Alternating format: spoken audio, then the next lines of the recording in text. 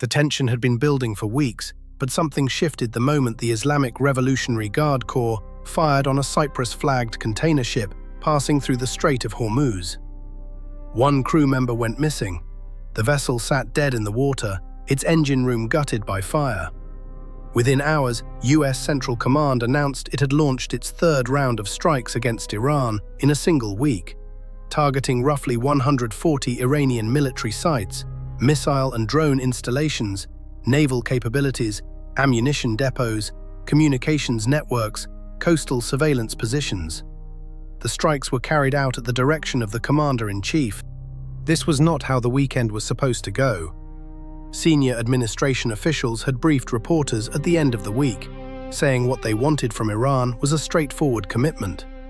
All 3 transit corridors through the Strait of Hormuz would remain open, and Iran would stop firing on commercial vessels.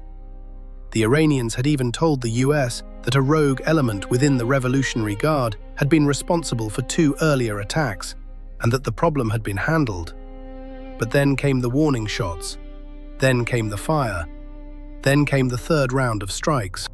The Strait of Hormuz is a narrow choke point, roughly 21 miles at its tightest, through which about 1/5 of the world's oil passes. Iran has insisted on maintaining control over the corridor that runs along its coastline, demanding that ships coordinate passage with the Revolutionary Guard.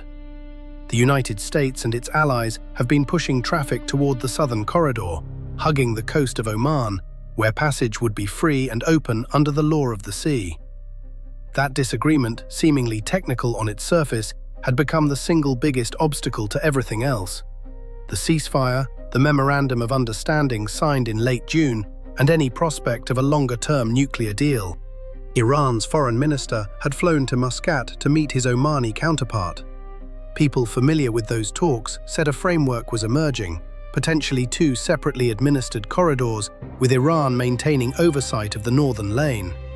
But nothing had been confirmed, nothing had been signed, and by the time those discussions were still being described as promising, shots were already being fired at ships in the waterway. The strait was declared closed again, and the third wave of US strikes was underway. Aboard the USS Abraham Lincoln in the Gulf of Oman, the reality of this conflict had a different texture. One fighter jet after another launched from the deck on overnight missions. Symbols painted on the fuselage of one aircraft marked the drones it had knocked out of the sky, the missiles it had intercepted. The carrier had reportedly been targeted more than 100 times since the conflict began. Missiles, drones, everything the other side could throw at it, and according to the commanding officer, none of it had come close. The ship protecting the Lincoln, the USS Frank E. Peterson Jr., held the position closest to Iran, on what sailors called the picket line. Its commanding officer was direct about what that meant. If Iran attacked US naval forces, his ship would absorb the first blow. His radars were running, his guns were operational, his crew was trained. The threat was not abstract. Nothing about the deployment had been easy. The Navy considered it among the longest consecutive stretches at sea for any carrier in recent memory. Most of the roughly 5,000 people aboard had been out there for more than 6 months. One sailor mentioned quietly that he had not stepped off the ship since the beginning of the year. Another said his daughter had been born in February, that he had watched it happen over a video call, spoken briefly to his wife, and then watched the conflict ignite around him. He had never held her. He was still waiting. The pattern that had taken shape over the preceding weeks went something like this. Strikes, then a pause, then diplomacy, then more strikes. US officials were still calling it a wait-and-see moment, but the ceasefire that had theoretically been in place was no longer being described as operative. President Trump had said as much himself. The ceasefire was over, his words, while simultaneously saying he would allow negotiations to continue. Senior officials said they detected a power struggle inside Tehran between factions willing to pursue the diplomatic track and hardliners working to undermine the memorandum of understanding. They said an errant sect had ordered the attacks on the vessels in the strait. The question no one could fully answer was whether that framing reflected reality or was a convenient way to preserve the appearance of a deal while absorbing the consequences of its failure. A former Supreme Allied Commander of NATO put it plainly, The United States and Iran both believed they had won the war that preceded all of this. The 12-day conflict earlier in the year, and then the 3-month war that followed. When both sides walk away from the same fight, convinced they came out on top, they also walk away with incompatible readings of whatever agreement they signed at the end of it. That is what had been unraveling in real time. Iran had reasons to believe it held leverage. The Strait's closure was strangling global shipping. Oil prices were climbing. The war had become deeply unpopular in the United States, with midterm elections on the horizon. Tehran's calculation, according to analysts close to the situation, was that sustained pressure would eventually extract the best possible terms from whatever deal was still being negotiated in the margins of the conflict. The lifting of sanctions, the unfreezing of assets held abroad, the ability to sell oil on the open market for the first time in decades. Those were the things Iran believed it had been promised in the Memorandum of Understanding. The fact that the strait was still not freely open, from Tehran's perspective, was Washington's fault for trying to route traffic through the Omani corridor rather than acknowledging Iranian authority over the waterway. Washington saw it the other way. The US position was that firing on commercial vessels was a direct violation of the memorandum, regardless of which route those ships were using. Both sides were right about something. Both sides were refusing to yield on the thing that mattered most to the other. And between them, the mediators, Oman, Qatar, Pakistan, were scrambling to hold the process together with whatever diplomatic capital they had left. Oman had drafted a proposal for 2 separately managed transit routes.